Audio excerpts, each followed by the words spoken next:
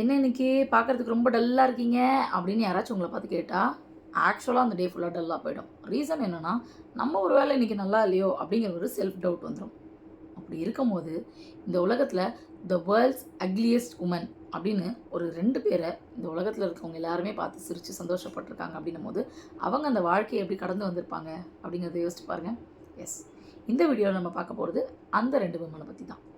First one 1834 வருஷம் பிறந்து 1860 வருஷம் இறந்து போன ஜூலியா பாஸ்டானா.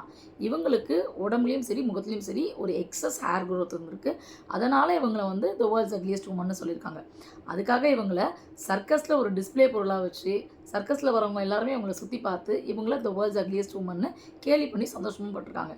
இவங்க இறந்து போன பிறகு கூட இவங்களோட டெட் பாடியை டிஸ்பிளே பண்ணி இவங்கள த வேர்ல்ட்ஸ் அக்லியஸ்ட் உமன்னும் வந்து காமிச்சிட்டு வந்திருக்காங்க.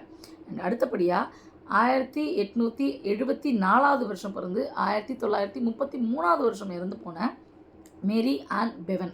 இவங்க தன்னுடைய குழந்தைங்களோட படிப்புக்காக த வேர்ல்ட்ஸ் அக்லியஸ்ட் உமன் அப்படிங்கிற காம்படிஷனில் பார்ட்டிசிபேட் பண்ணி அதுக்காக வின் பண்ணி அதில் வந்த காசை வச்சு தன்னோட குழந்தைங்கள படிக்க வச்சாங்களாம். இவங்க 2 பேருக்குமே வந்து ஆக்சுவலாக ஏதோ ஒரு ஹார்மோன் குறைபாடு இருந்ததுனால மட்டும்தான் ஜூலியா பாஸ்டானாவும் சரி மேரி பெவனும் சரி பார்க்குறதுக்கு ரொம்ப அசிங்கமாக தெரிஞ்சிருப்பாங்க. அதுக்காக வந்து ஊரில் இருக்கவங்க எல்லாருமே அவங்கள வந்து கிண்டல் பண்ணதுனால அவங்க அதை பெருசாகவும் எடுத்துக்கல, அதை கடந்து தான் வந்தாங்க.